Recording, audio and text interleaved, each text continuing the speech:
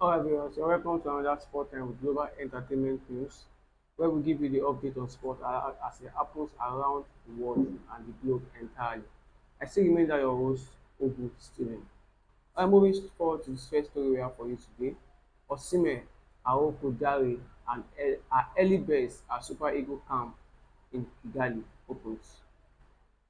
Super Eagles striker Victor Osimhen yesterday demonstrated how important qualifying for the 2026 World Cup is to him by being among the first 5 players to arrive at the national team's camp, which opens in Kigali, Rwanda on Sunday.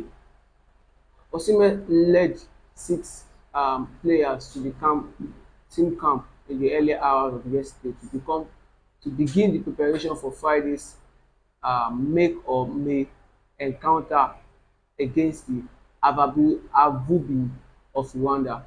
At the weekend, Osimhen scored a hat-trick that solidified Galatasaray's hold at the zenith of the Turkish league, leaving them 10 points clear with 71 points accumulated from 22 league matches, consisting of 22 wins and 5 draws. Before departing Istanbul for Kigali, Osimhen had declared that the Super Eagles would go far and outright victory against Rwanda on Friday so as to bring Nigeria's World Cup dream back on track. This is a very good step for Osimhen.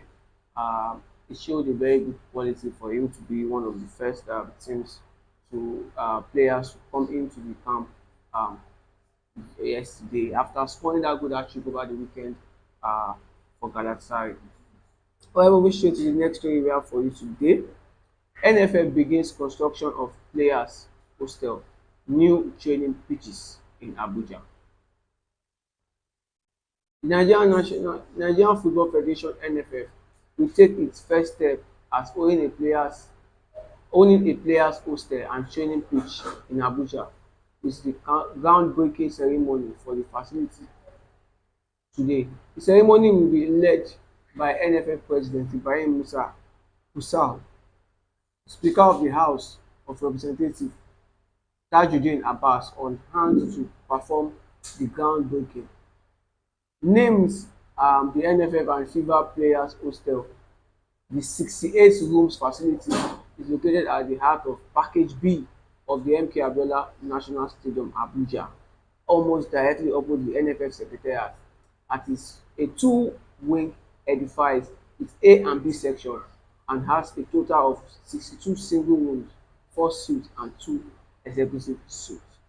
Well, I think this is a very good idea for the nation to um, decide, and at least it's a very good boost for us to say, okay, we have our own players hostel. Imagine our players coming in, flying in around from the world where they are playing their domestic clubs and coming back to Nigeria probably for a rest. So they should have where to have that good rest. Now moving straight to the next story we have for you today. Barca crush Atletico 4-2 in dramatic comeback.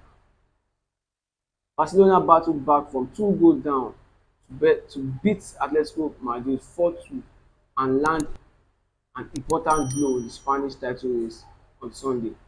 Lamine Yamal shocked in the 92 minutes and Ferran Torres in the 98 minutes to help take the Catalonians back top of the table after Real Madrid beat Villarreal on Saturday to briefly claim pole position. Barcelona have a game in hand on Champions League with both sides level on 60 points, while Atletico trail the top two by 4 after they come at home against SFL side to end their destructive week following their Champions League elimination. Wow, I think this is a very bad one for Atletico Madrid after we saw what they did at the Super Cup against Barcelona, where they were actually leading 2 goals down and they came losing that match 4-2 after they struggled again to get that semi-colada.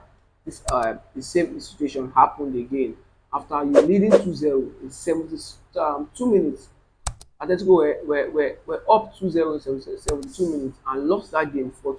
That was a very bad record for them, I thought. Alright, moving next to the next story we have for you. Newcastle revel in strange smell of success after the cup glory. Eddie Howe hails Newcastle's incredible League Cup final victory against Liverpool as Spurs, the side, are ready for a period of sustained success after final ending their 6 years trophy drought. Newcastle produced a superb display to beat Premier League leaders Liverpool 2-1 at Wembley on Sunday, securing the Mercury's first major prize since 1962 Inter-City Fair Cup. After celebrating their 32,000 jubilant Newcastle fans packed into one half of Wembley Hall, and all his players kept the party going in the dressing room.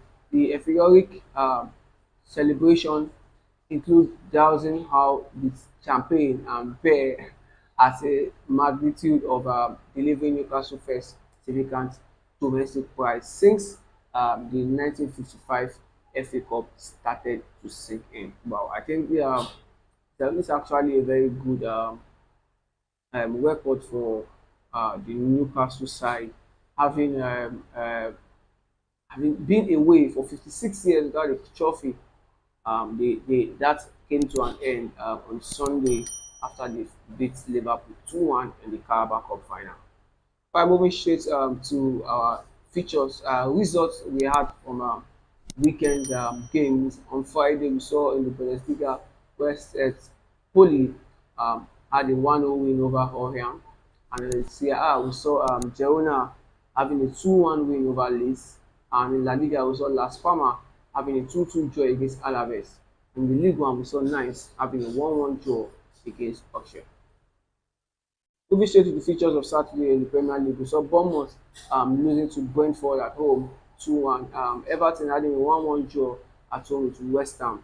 Ipswich losing to Nottingham Forest 4-2 at home, while we saw Man City having a 2-2 draw against Brighton, and Southampton losing 2-1 against Wolves, leaving Southampton below the Premier League table, fighting for the relegation. I tell you, that's a very bad one for Southampton. Losing, and losing, keep losing. I think this is their seventh losing in a row, if I'm not mistaken. All right, moving straight to the Bundesliga, where we saw Leipzig trashing Dortmund 2-0 on that encounter. Augsburg trailing Wolfsburg 1-0 in that encounter. Mainz had a 2-2 draw against Freiburg. Berlin had a 1-1 draw against Bayern Munich. Werder Bremen lost at home 4-2 against Mönchengladbach. And in the Serie A, we saw Torino edging Empoli 1-0. AC Milan edging Como 2-1. Monza having a 1-1 draw against Parma. Genewsng losing at home to Verona 1-0. Moving straight to La Liga, so many games in La Liga. We saw Girona having a 1-1 draw against Valencia. Villarreal losing at home to Real Madrid 2-1. Mallorca edging Espanyol 2-1 in that encounter. Then we saw Valladolid losing to Getafe at home 1-0. League One, and in League One, we saw Lens edging Rennes in that encounter 1-0 at home. Anga losing to Monaco at home 2-0. Nantes edging Lille at home 1-0. I'm moving straight to Sunday features at the Premier League. We saw Leicester losing once again to another side, Manchester United 3-0 at home. Arsenal edged Chelsea 1-0 in that encounter at the Emirates. Then we saw Fulham losing to Tottenham losing to Fulham at home 2-0 in that encounter. Straight to Bundesliga, where we saw Stuttgart losing to Leverkusen 3-1 with that good comeback from Leverkusen we saw there, and Tottenham losing, edging Osikel 3-1 in that encounter. Bochum losing to Frankfurt 3-1 also in that encounter. Moving straight to Serie A, where we saw Atlanta losing to Inter Milan at home 2-0. We saw Fiorentina edging Juve in that encounter 3-0. That was a very great news for Juventus. Also, we saw Roma edging Cagliari 1-0 at home.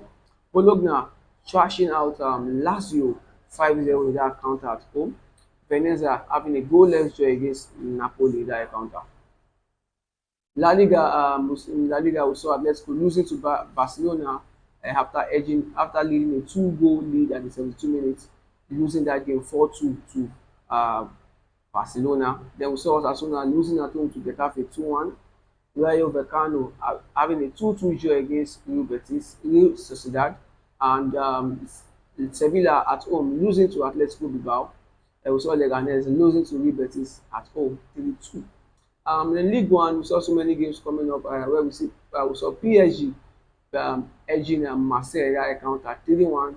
Brest having a goalless draw with Rennes. Strasbourg edging Toulouse 2-1 in that encounter. Then we saw Lyon edging Le Havre 4-2 in that encounter. All viewers, we've come to the end of today's program. At Sport Time Global Entertainment News. Don't forget to like, share, and subscribe on all our social media platforms for news updates on the world of sport as it happens around the world. I still remain your host, Ogu Stephen. God bless you and thank you for watching.